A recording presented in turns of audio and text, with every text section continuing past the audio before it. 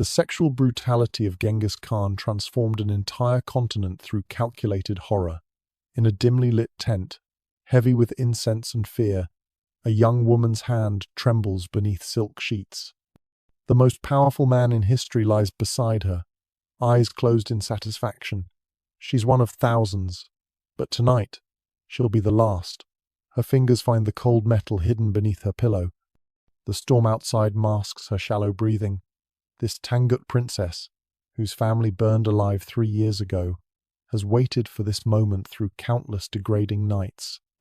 The blade catches candlelight as she raises it. In seconds, the great conqueror who claimed 7,000 women will discover that conquest has consequences. The man who built an empire on systematic assault is about to face justice from his final victim.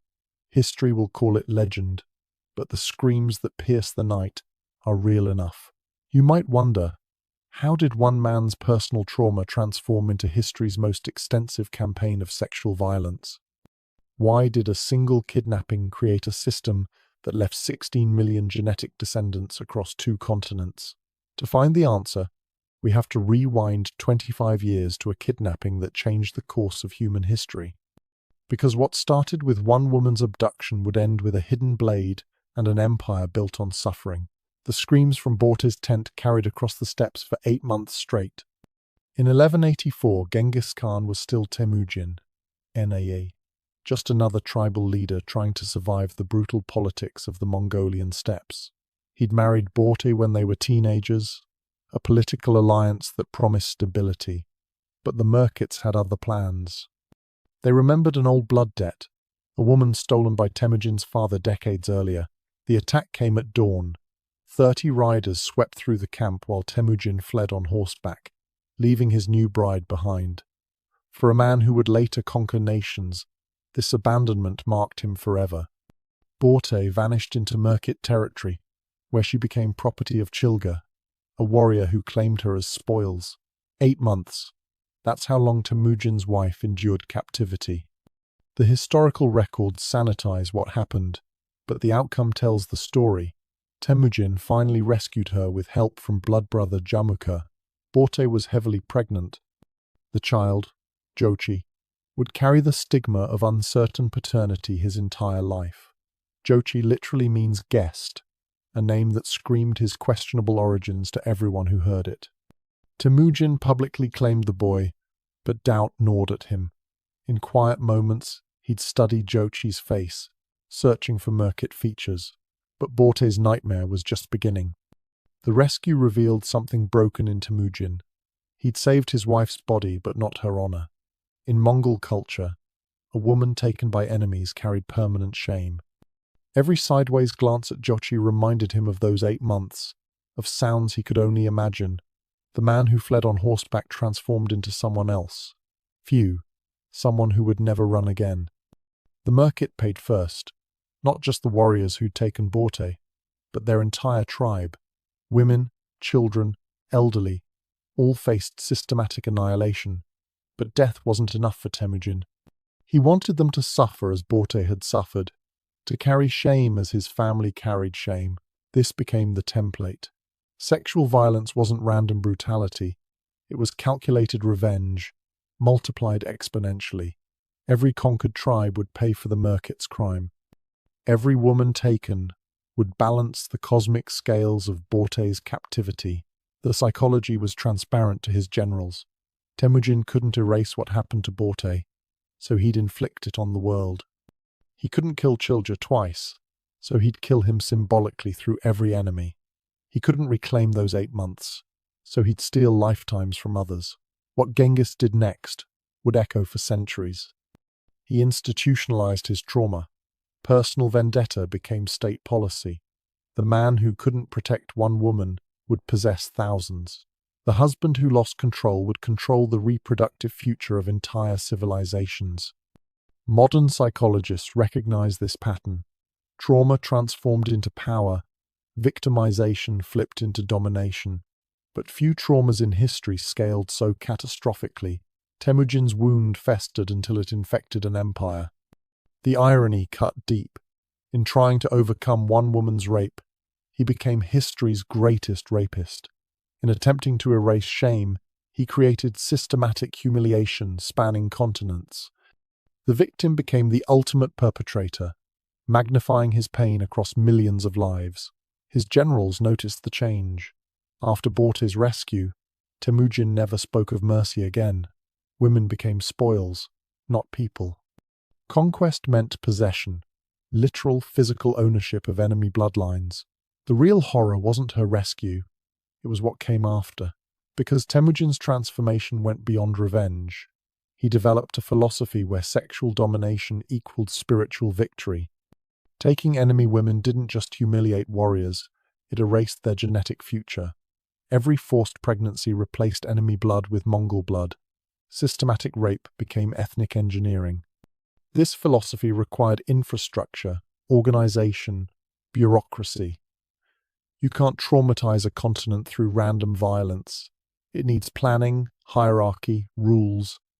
The same organizational genius that created the Mongol postal system would create history's most efficient network of sexual slavery, and so began a sexual revenge that would pollute the bloodlines of half the known world. The scribe's hand trembled as he wrote the number 7,000. This wasn't a battle casualty count or a tribute tally. This was the official census of Genghis Khan's personal women, a number so staggering that managing it required its own bureaucracy. But the Mongols didn't just count women, they ranked them. The system was methodical, almost corporate in its efficiency. After each conquest, appointed officials would evaluate captured women using a 100-point scale. Beauty, age, virginity, noble birth, each factor carried mathematical weight. A virgin princess might score 95, a merchant's widow perhaps 60. The evaluations happened in open courtyards where women stood naked while officials circled with their ledgers. One survivor's account describes the sound of styluses scratching on wood, reducing human beings to numerical values. The officials worked quickly, thousands to process, quotas to meet. Scores above 90 went directly to the Khan. The 80s became gifts for generals who distinguished themselves in battle. 70s were distributed among officers. 60s went to common soldiers as reward for service. It was a sexual economy where women literally became currency. But the scoring system had a darker purpose. Below 60, women faced assignment to the military brothels that followed every Mongol army. These mobile installations served thousands of soldiers, operating with the same efficiency as the military supply chains. The women received numbers, not names. Their locations were tracked, their usage documented. The record-keeping was meticulous. Mongol administrators maintained logs of which women went where, their origins, their assignments. These documents, some still existing in Chinese archives, read like inventory manifests. 20 Tangut maidens, scores 45 to 55, assigned to Regiment 4. Human trafficking, industrialized. One Chinese historian documented the arrival process. Women were sorted into ethnic groups, Russians in one area, Persians in another, Russians in a third. The Mongols believed different ethnicities provided different experiences, like varieties of wine. They created what amounted to a racial catalogue of sexual exploitation. The infrastructure required was immense. Special guards, distinct from regular military, managed the women. Dedicated supply chains provided food, clothing, basic medical care, not from compassion, but to maintain inventory quality. Women who became pregnant were tracked separately, their children's parentage documented. Those who scored below 60 faced something worse than death. Because assignment to the brothels meant servicing dozens of men daily until the body simply gave out. The Mongol military doctrine of efficiency extended to sexual violence, maximize usage, minimize maintenance. Women who couldn't work were discarded like broken equipment. The higher-scoring women faced a different horror. Becoming a general's property meant exclusive ownership, but also complete isolation. These women lived in mobile palaces, silk prisons that followed the army. They existed solely for one man's pleasure, their lives measured in his satisfaction. The Khan's personal 7,000 operated under even stricter control. They were organized by ethnicity, Siano, human trophies displaying the reach of Mongol conquest, Chinese beauties in one section, Persian princesses in another, Russian nobles in a third. Walking through Genghis Khan's Gur complex was like touring a living map of subjugated peoples. But managing 7,000 women required innovation. The Mongols created rotating schedules, tracking systems, even medical examinations. Women past childbearing age were reassigned as servants to younger captives. Those who bore sons received elevated status, i.e., a perverse incentive system that encouraged cooperation. The ledgers revealed the true scale. Financial records show the economic investment. Feeding, clothing, and transporting thousands of women across continents required resources comparable to maintaining cavalry divisions. The sexual slavery system consumed approximately 15% of imperial revenues, AEC, a massive state investment in systematic rape. This wasn't mindless brutality. This was rape industrialized, bureaucratized, optimized. The same administrative genius that allowed Mongols to govern from Korea to Poland created history's most efficient system of sexual exploitation. Every detail planned, every outcome measured. The Chinese chronicler Zhao Hong witnessed the system firsthand. His accounts describe auction blocks where generals bid on captured women, using plunder from the same cities these women once called home. The irony was intentional. Your destroyed city's gold now purchases your daughter. Yet even 7,000 women weren't enough for what Genghis planned next. Every Tatar woman over the height of a wagon wheel. Those 5 words sealed the fate of thousands. The year was 1202, and Genghis Khan had just defeated the Tatar Confederation. But military victory wasn't enough. The Tatars had poisoned his father years ago, another wound that festered in the Khan's psyche. Now came the reckoning, and it would establish a template for sexual violence that would define the Mongol expansion. The order was specific, methodical. First, execute every Tatar male taller than a wagon axle, AG roughly 3 feet. This eliminated all men and adolescent boys, while sparing male children young enough to forget their origins. But the women faced a different fate entirely. Genghis Khan distributed Tatar women among his troops like battlefield rations, not randomly but systematically. Elite warriors received younger women, common soldiers got older ones. The mass rape wasn't a breakdown of discipline, it was the opposite. Organized, sanctioned, encouraged. Witnesses described scenes that haunt historical memory. Tatar women forced to watch their husbands' executions, then immediately distributed to their killers. Daughters separated from mothers, sisters torn apart, each assigned to different military units. The Mongols understood that isolation amplified trauma. The order was specific for a horrifying reason. Because Genghis Khan wanted Tatar bloodlines to continue, but only through Mongol fathers. Every Tatar woman would bear Mongol children, their own ethnic lineage diluted and eventually erased. Genetic conquest through systematic rape, turning wombs into weapons of ethnic cleansing. The logistics required careful planning. Pregnant women were marked and monitored. Those who resisted faced public examples that discouraged further defiance. The Mongols created what modern prosecutors would recognize as a systematic campaign of forced pregnancy, fié, genocide through biology. But the Tatars weren't passive victims. Many women chose suicide over submission, throwing themselves from cliffs or into rivers. The Mongols responded by increasing surveillance, binding women's hands at night, posting guards specifically to prevent self-harm. Even death became a privilege denied. One Tatar survivor's account, preserved in Chinese records, describes the sounds of that first night, thousands of women's voices rising in grief, pain, and rage. The Mongol camp stretched for miles, and from every corner came evidence of the systematic assault. By dawn, an entire culture had been violated. What happened in those tents changed warfare forever. Previous conquerors killed or enslaved. The Mongols innovated something worse. biological absorption. They didn't want to eliminate enemies, but to digest them, transform them, make them genetically Mongol while erasing their original identity. The Tatar campaign established procedures followed throughout the expansion. Local women would be gathered, evaluated, distributed. Resistance meant public rape followed by execution, futility, demonstrations that broke collective will.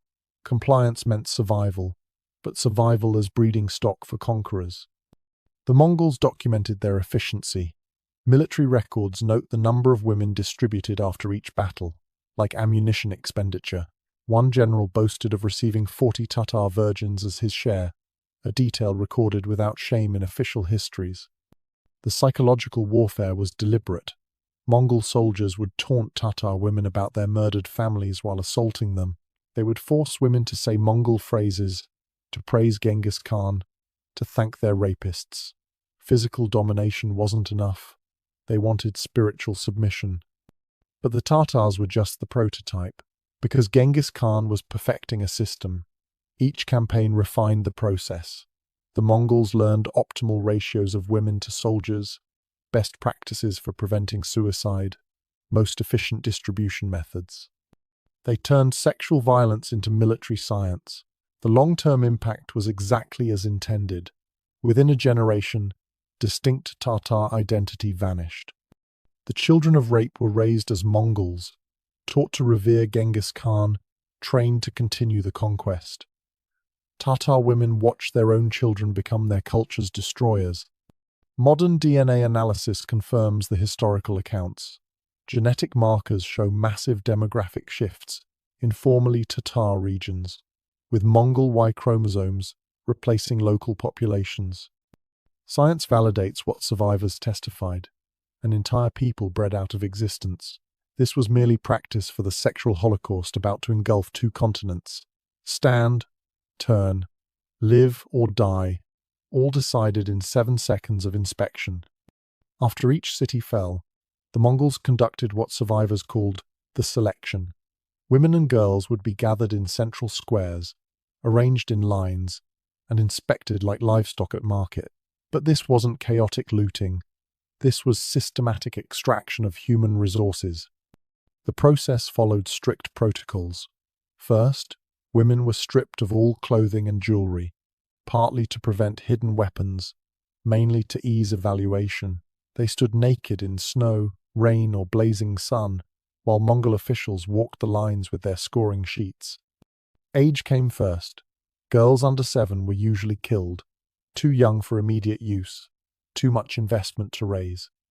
Women over 40 faced the same fate, unless they possessed special skills like medicine or craft knowledge. The useful age range was 8 to 35, with preferences varying by rank. Physical beauty mattered, but not exclusively. The Mongols had specific preferences: clear skin, straight teeth, symmetrical features. They checked for diseases, deformities, pregnancy. Virgins commanded premium value, so invasive examinations became standard procedure. But selection criteria went beyond the physical. Nobles' daughters were identified by their bearing, their hands unmarked by labor. These received special designation, ISA, future gifts for allied chieftains, or rewards for exemplary service. Political value sometimes outweighed physical beauty. Being selected was no salvation. Because selection meant entering the Mongol sexual economy, high-scoring women faced individual ownership, becoming property of specific warriors. Lower scores meant collective ownership, EPA, assignment to military brothels. Either path led through systematic rape to potential pregnancy, cultural erasure, and early death. The selection process itself was designed to break spirits. Women were made to walk, turn, and pose, while soldiers jeered and made crude assessments. Mothers were separated from daughters, sometimes forced to compete for survival. The Mongols understood that humiliation preceded physical violation. One Persian chronicle describes the selection at Samarkand. 40,000 women gathered in the main square, while Mongol officers worked through them methodically. The process took 3 days. Those not selected were herded outside the city walls. The screams that followed told their fate. The psychological torture was precise. Women never knew the criteria, never understood why sisters were separated or friends faced different fates. The arbitrariness was intentional. It prevented resistance, made women grateful for any survival, no matter how horrific. The rejected faced 3 possible fates, each worse than the last. Immediate execution was perhaps merciful. Many were simply killed where they stood, their bodies left as warnings. Others were given to the lowest-ranking soldiers for unlimited use until death.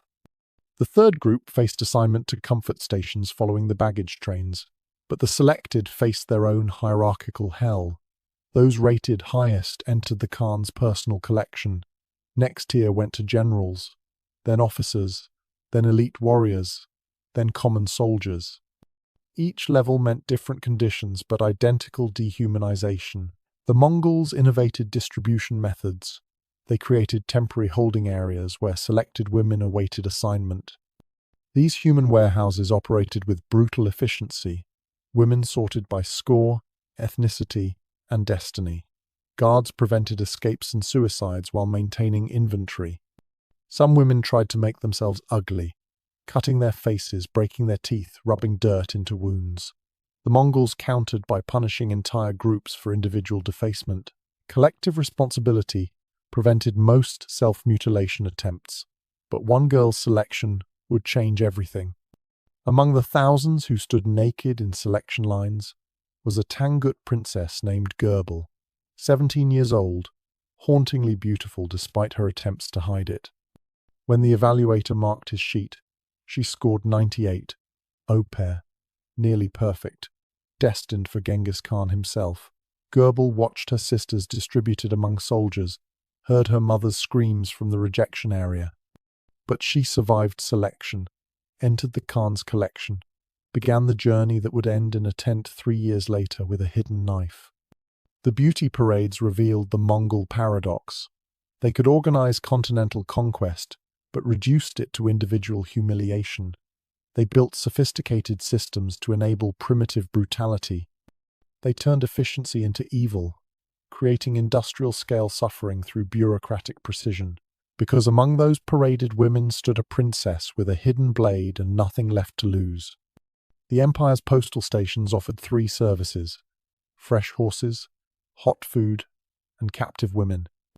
The Mongol Empire's greatness lay partly in its infrastructure. The Yam system, a network of way stations spanning from Korea to Eastern Europe, enabled rapid communication and troop movement.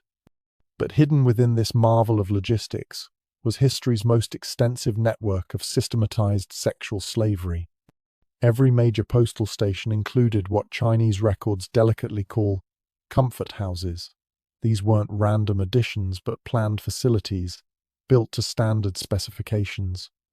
Dormitories for women, receiving rooms for soldiers, administrative offices for record-keeping, architecture designed for exploitation. The network operated with corporate efficiency. Station masters maintained inventories of available women, their origins, their conditions. Traveling soldiers presented tokens indicating their rank, determining which women they could access. Payment wasn't required. This was a state service, funded by imperial treasury. Women were rotated between stations to prevent escape networks from forming. A Russian captive might serve in Mongolia, while Mongolian women were sent to Persian stations. This displacement broke linguistic and cultural connections, leaving women isolated among strangers. The ledgers tell a story more horrifying than any battlefield, because the Mongols documented everything. Surviving records from Chinese stations show daily tallies, how many soldiers serviced, which women were pregnant, who had died overnight. The bureaucratic banality makes it worse. Human suffering reduced to inventory management. Station masters faced quotas. Too many deaths meant investigation and punishment. Too few services suggested inefficiency. They balanced these pressures by working women literally to death, while maintaining just enough alive to meet demand. It was calculated cruelty, optimized for sustainability. The age of victims dropped continuously. Early stations used women from 15 to 35. By the empire's peak, girls as young as 7 appeared in manifests. The Mongols discovered that younger victims lasted longer under extreme use, a grotesque economic calculation. Medical care existed, but only to maintain utility. Mongol doctors treated sexually transmitted infections not from mercy, but to prevent soldier contamination.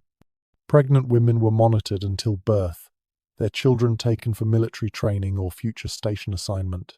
Generational slavery, institutionalized. Each dot on the map represented dozens of broken children. The scale defies comprehension.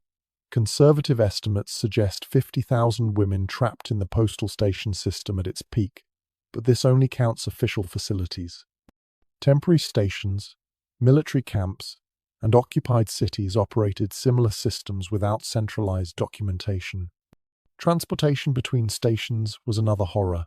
Women were moved in special wagons, essentially mobile prisons, chained together, minimal food, no privacy.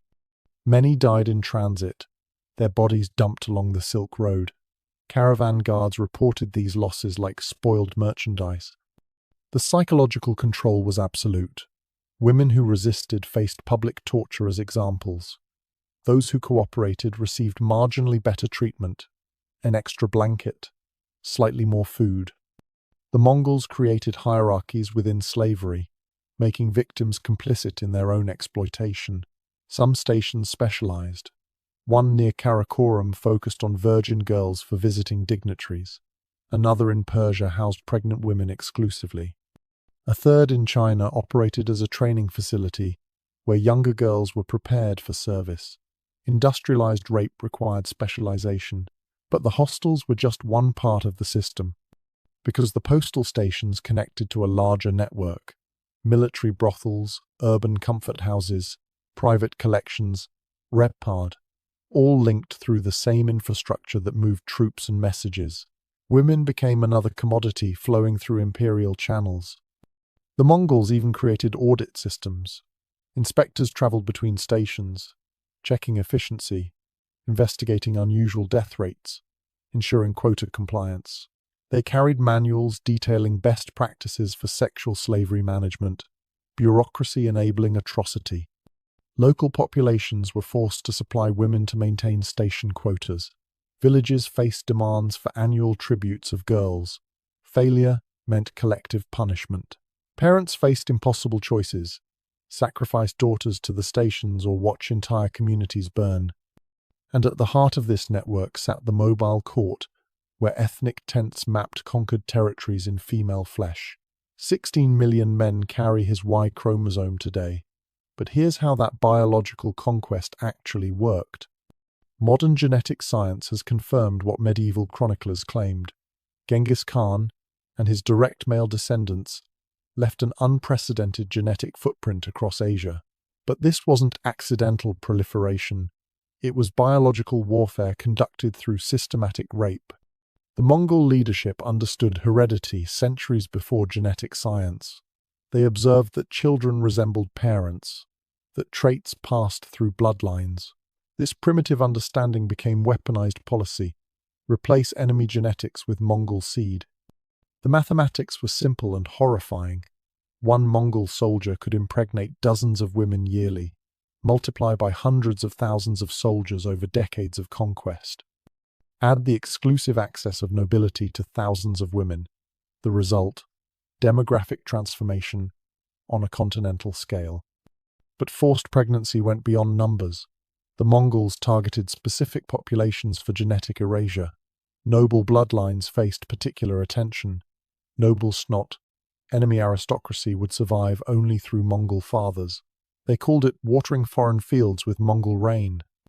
The pregnancy was just the beginning of the horror, because bearing a conqueror's child meant permanent marking. These women couldn't return to their communities. They carried enemy blood.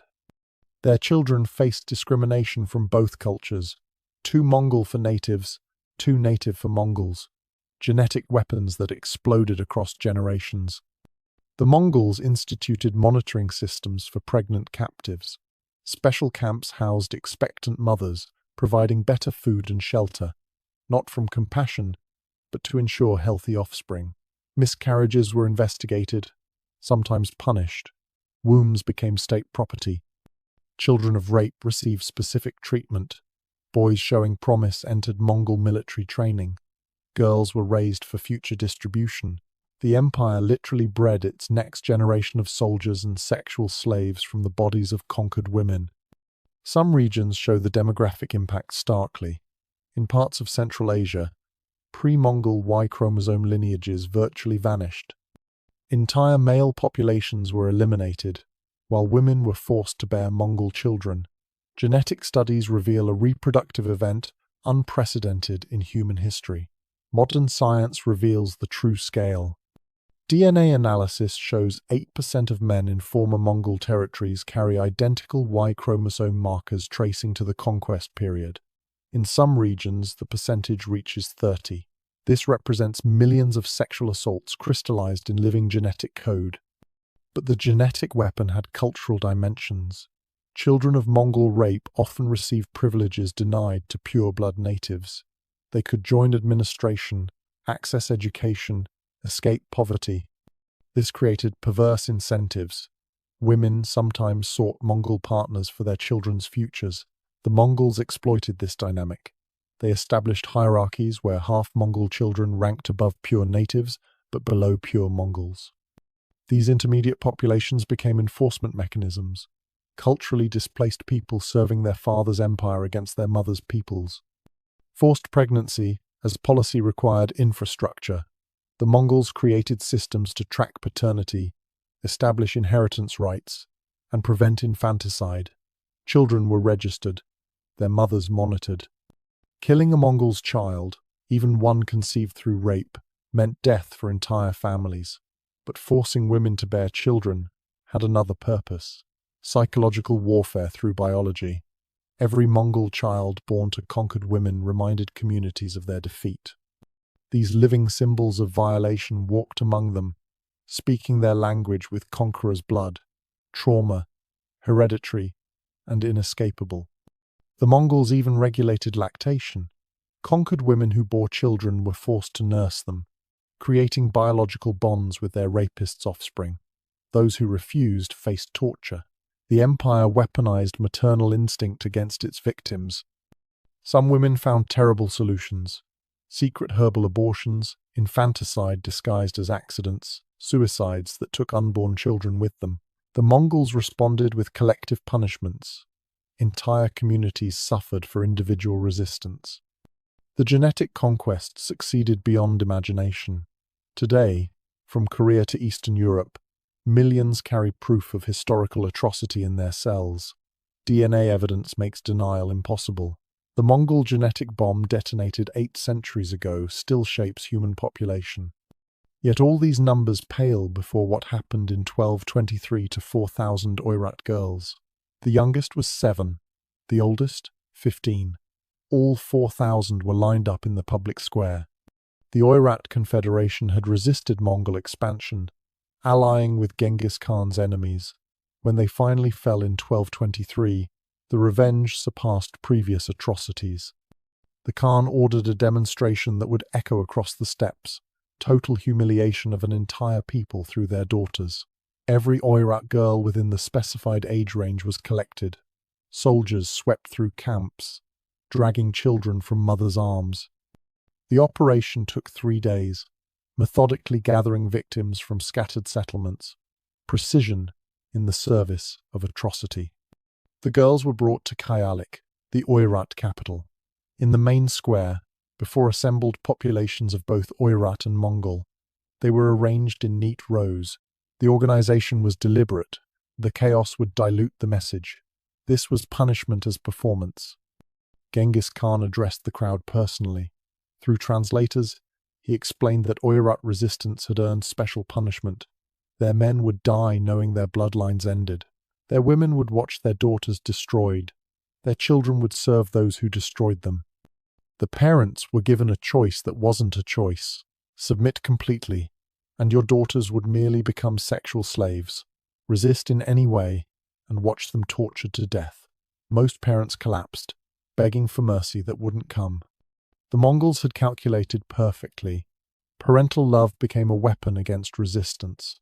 What followed was public, systematic, and deliberately prolonged.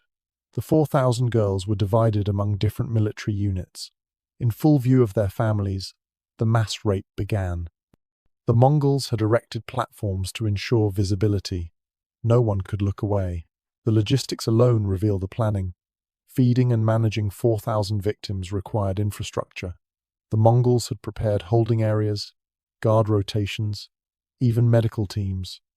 This wasn't spontaneous brutality but orchestrated terror requiring weeks of preparation. Contemporary accounts describe parents trying to reach their children being cut down. Others were forced to watch at sword point.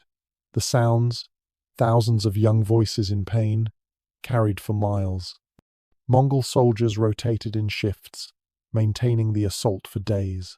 What happened next broke something fundamental in human witnesses. Because the atrocity's purpose wasn't just physical violation but spiritual annihilation, the Mongols made parents complicit. Watch your daughter's torture, or cause her death. They transformed love into a tool of destruction, making protection impossible. 2 girls died during the public assault. Their bodies were displayed as warnings while the atrocity continued around them. The Mongols presented this as mercy. Only 2 deaths among 4,000 showed their restraint. Survival became another form of torture. After the public demonstration, the girls were distributed according to standard practice, but they carried special designation, Oirat rebels' daughters. This marked them for particularly harsh treatment throughout the empire. Their origin became a curse following them to death. Many were assigned to the lowest military units, particularly the foreign auxiliaries. The Mongols enjoyed the irony. Oirat girls serving soldiers from other conquered peoples. Layers of humiliation designed to maximize suffering across cultural boundaries. The 2 who died were the lucky ones. Because survival meant years of systematic abuse. The youngest victims, children of 7 and 8, were kept until they reached useful age. They grew up in sexual slavery, knowing no other life. The Mongols had stolen not just innocence, but identity itself. The Oirat never recovered.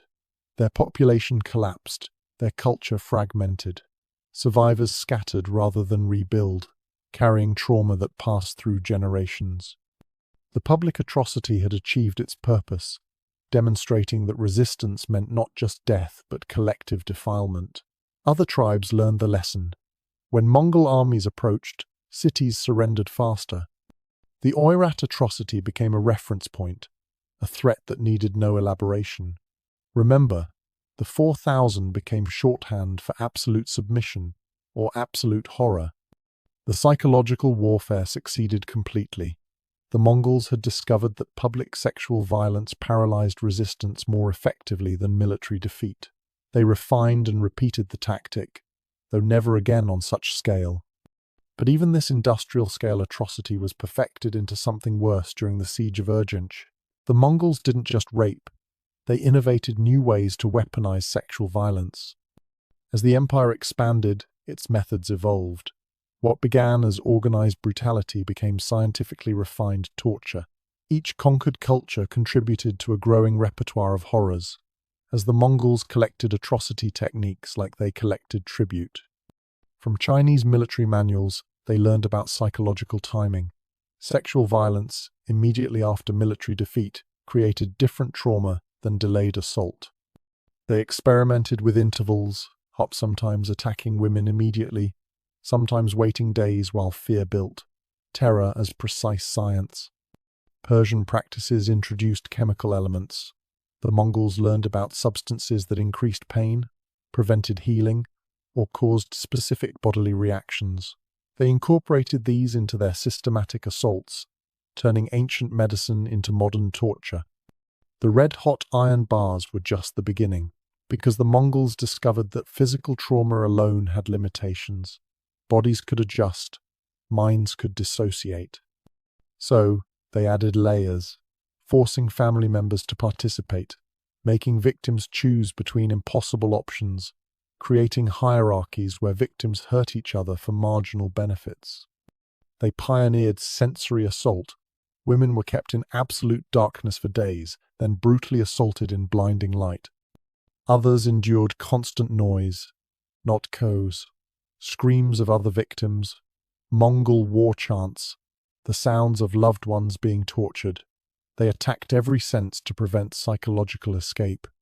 Temperature became a weapon.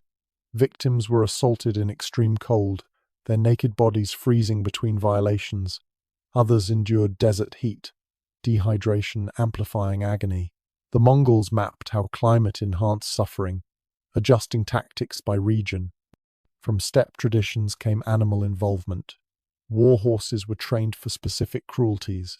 Dogs were used to terrorize and control. The fusion of human and animal assault created primal fears that transcended cultural boundaries. Sewing every orifice shut served a purpose beyond death. Because the Mongols understood symbolic violence, these mutilations sent messages. This is what resistance earns. Bodies became texts written in torture, warnings that needed no translation. The empire communicated through brutalized flesh. They developed execution methods specifically for sexual transgressions. Women who killed their rapists' children faced tortures designed to mirror their crimes. Those who resisted were made examples through genital mutilation. The punishments were catalogued, standardized, taught to new recruits. Spiritual violation accompanied physical assault. The Mongols forced victims to blaspheme during rape, to curse their gods, and praise Genghis Khan. They conducted assaults in temples and sacred spaces. They understood that breaking faith multiplied trauma exponentially. The documentation system evolved too. Later Mongol records included detailed descriptions of successful techniques, optimal sequences, victim responses. They created torture manuals that read like technical specifications. Brutality became bureaucratized knowledge. But the psychological torture surpassed the physical, forcing fathers to choose which daughter would be raped first, making mothers select which child lived or died, creating situations where mercy became cruelty, where every choice led to horror. The Mongols had mastered the architecture of impossible decisions. They invented delayed consequences. Women were told their compliance would save their families, only to watch loved ones killed anyway. Others were promised freedom after specific periods, hopes raised and crushed repeatedly. Trust became another weapon to break. The use of children as tools reached new depths. Young sons were forced to watch their mothers' violations, then made to serve the perpetrators.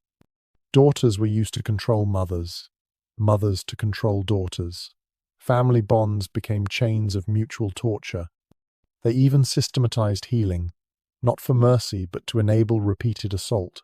Mongol doctors developed treatments to keep victims alive longer, to heal them just enough for continued use. Medical knowledge perverted into extended suffering. Which brings us to the concubine who would end it all. A Tangut princess who lost everything. She was 16 when they burned her city. She was 19 when she decided to kill a god. Princess Gerbel of the Tangut kingdom watched from the palace walls as Mongol armies surrounded Yinchuan. Her father, Emperor Xianzong, had allied with Genghis Khan's enemies, a fatal mistake. The siege lasted 6 months. By the end, she had witnessed the death of everything she loved. The Mongols breached the walls in spring 1227. Gerbel saw her brothers executed in the courtyard, their heads mounted on spears. Her mother threw herself from the highest tower, rather than face capture. But Gerbel was caught trying to follow, dragged back from the edge by Mongol hands. In the selection that followed, her royal blood and extraordinary beauty marked her for the Khan himself. She scored 98 on their terrible scale, nearly perfect. The evaluator noted her defiant eyes as a flaw, unknowing that this defiance would end an empire. The journey to Genghis Khan's mobile court took weeks. Gerbel travelled in a special wagon with other high-value captives. She memorized faces, knowing most would disappear into the vast suffering machine of the Mongol system. She survived by focusing on one thought: revenge. Each night in his bed strengthened her resolve, because proximity to power revealed vulnerability. The great Khan, terror of the world, was an aging man with failing health. He wheezed in his sleep, struggled with old wounds. The monster who had destroyed millions was mortal flesh that could bleed. Goebel played her role perfectly.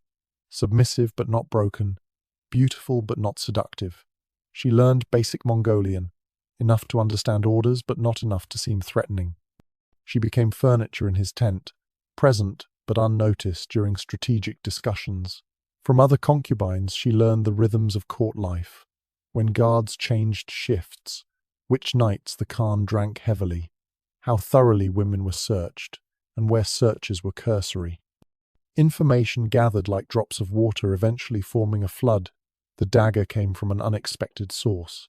An older concubine, a Jin princess who'd served 15 years, passed it during bathing. No words exchanged, just a moment of eye contact that said everything. The blade was thin, designed for concealment, sharp enough for one precise strike. The dagger had been her mother's, until the Mongols came. This was a lie, Goebel told herself for strength. The blade was Mongol-made, stolen from a careless guard. But imagining her mother's hand on the hilt gave her courage. She practiced the motion in darkness, building muscle memory for one perfect movement. Weeks passed. The Khan's health deteriorated. The Tangut campaign had exhausted him. He spent more nights in his tent, calling for different women to distract from mortality. Goebel waited, knowing she'd have one chance. The moment came during a thunderstorm. The Khan had drunk fermented mare's milk, celebrating some minor victory. He called for Goebel specifically. She'd caught his eye that morning. The storm would mask sounds. Guards would be distracted by weather. Perfect. She hid the blade in her hair, woven into an ornate style that discouraged searching. Her hands trembled as servants prepared her, but they mistook it for fear. Every step toward his tent felt like walking through deep water. She knew she'd die, but first, she would balance the scales. Not for the millions he'd violated. No single death could answer that. But for her mother leaping from the tower, for her brothers' heads on spears, for 3 years of degradation. For one moment, the violator would know violation. The tent was dim, heavy with incense. The Khan lay on silk cushions, already half drunk. He gestured for her to approach, eyes glazed with wine and age. She moved carefully, each motion practiced. The storm crescendoed outside. As she lowered herself beside him, her hand found the blade. His eyes were closing, confident in absolute power. She thought of her city burning, of girls lined up for selection, of everything stolen. The blade came free from her hair. "For the Tangut," she whispered in perfect Mongolian. On that final night, as Khan reached for her, she reached for something else entirely. 8 centuries later, women still cover themselves in regions the Mongols conquered. Here's why. The Mongol sexual terror didn't end with military withdrawal. It carved permanent scars into conquered cultures, reshaping everything from architecture to marriage customs. Societies rebuilt themselves around preventing another Mongol-style catastrophe. In Central Asia, families began practicing extreme purdah, floss women, hidden not just from strangers but from extended family. The logic was traumatic but clear. If conquerors came again, hidden women might escape notice. Invisibility became survival strategy, passed through generations, until original reasons were forgotten. Architecture evolved to protect women. Houses sprouted hidden rooms, escape tunnels, false walls. Cities designed new layouts with women's quarters at centers, surrounded by defensive layers. The Mongol terror literally reshaped urban planning across continents. Marriage ages dropped precipitously. Families reasoned that married women might receive protection from husbands' families. Girls were wed as young as possible, childhood ending at first menstruation. The Mongols had made youth a vulnerability requiring immediate protection. The population numbers tell only part of the story, because beyond demographics lay psychological devastation. Entire regions developed collective trauma symptoms. Folktales emerged warning young women about stranger danger. Lullabies incorporated escape instructions. Children absorbed fear through bedtime stories. The Mongols had militarized sexuality so effectively that conquered peoples responded with equal extremity. Some cultures developed honor-killing traditions, ASB, better death than dishonor. Others created elaborate virginity verification systems. Sexual purity became fortress against historical repetition. Language itself changed. Words for rape, pregnancy, and violence evolved or disappeared.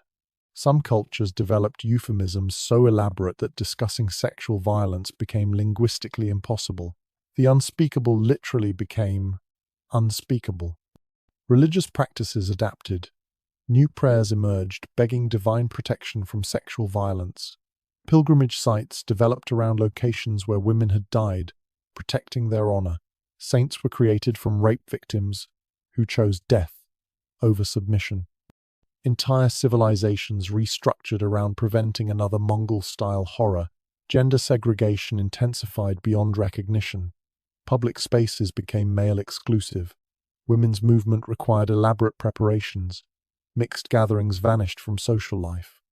The Mongols had made gender interactions synonymous with danger. Economic systems warped around protective strategies. Dowry inflation reflected families' desperation to secure protective marriages. Women's inheritance rights vanished. Property ownership might attract violent attention. Financial invisibility became another survival mechanism. Military doctrine in affected regions permanently changed. Armies developed specific protocols for protecting civilian women during conflicts. City defenses included designated hiding places for females. The Mongol lesson was clear. Military defeat meant systematic rape, but protection came with imprisonment. Women lost freedoms in exchange for safety from largely historical threats. Societies traumatized by Mongol violence restricted their own women for centuries. The cure became its own disease.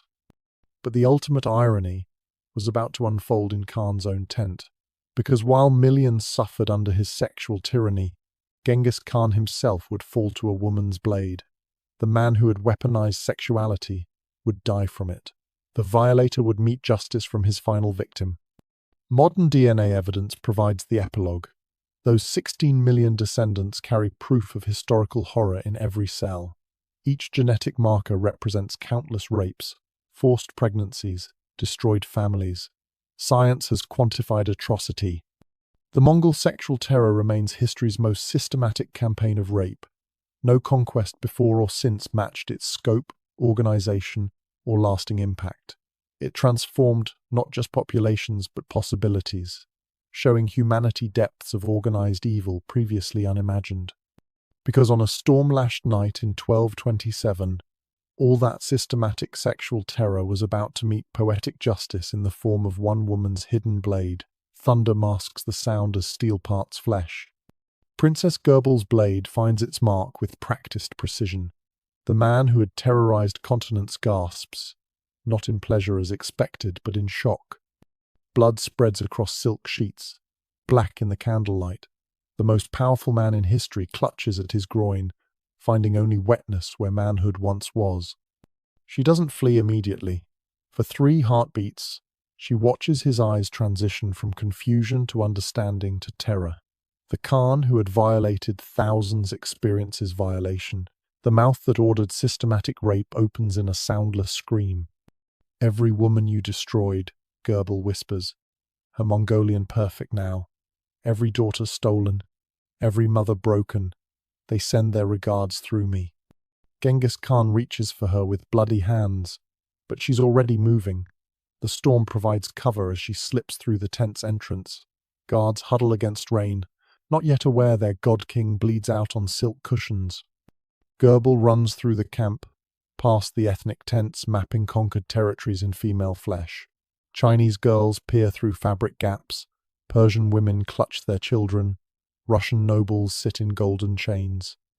They see her blood-stained clothes and understand. Some bow, others weep. All remain silent. The river churns below the cliff, swollen with storm water. Gerbil doesn't hesitate. She has fulfilled her purpose, the only goal that kept her alive through 3 years of degradation. Behind her, shouts rise as guards discover their dying lord. She speaks her final words to the storm. For Tangut, for all of them, for my mother. The water is ice and impact. The current takes her instantly, carrying her body miles downstream. Mongol search parties will find her corpse days later, but by then the damage is done. The great Khan is dead, his empire beginning its slow fracture. Inside the tent, Genghis Khan dies as he lived, surrounded by evidence of his atrocities. His final view includes the silk partitions dividing his women by ethnicity. The man who built an empire on systematic rape dies, castrated by one of his victims. His generals find him at dawn. The scene is unmistakable, but they create fiction. Official records will claim illness, a hunting accident, various noble deaths. They cannot admit that the world's greatest conqueror was killed by a teenage girl he'd enslaved. They burn Goebbels' body without ceremony, denying her even a name in records. But stories spread through the women's tents, across the postal stations, into the military brothels. The princess who killed the monster becomes legend, whispered in darkness. The Mongol Empire continues for generations, but something fundamental breaks that night. The systematic sexual violence continues, but loses its absolute certainty. If the Khan himself could die to a woman's blade, no one is invulnerable. Fear, that essential tool of control, now cuts both directions. Genghis Khan's death ended one man's reign of sexual terror, but the scars endure 8 centuries later. Those 16 million living descendants carry genetic proof of history's most systematic campaign of rape.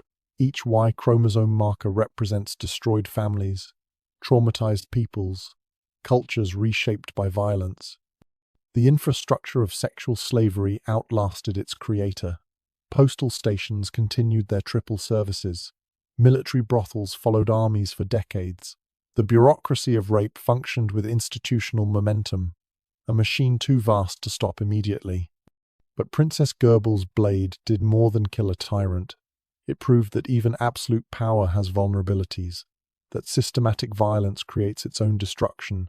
Every violated woman was a potential assassin. Every brutalized girl might hide a blade. The Mongol sexual terror remains history's darkest chapter in organized cruelty. It showed how personal trauma can metastasize into continental horror, how one man's wound can scar humanity itself. From Borte's kidnapping to Goebbels' revenge, the cycle of violence consumed millions. Today, in regions once ruled by Mongols, the behavioral echoes persist. Architecture designed for hiding, cultures built around female protection, genetic markers mapping historical atrocity. One man's systematic campaign of sexual violence literally rewrote the human genome. The tent is quiet now. The storm has passed, but thunder still echoes.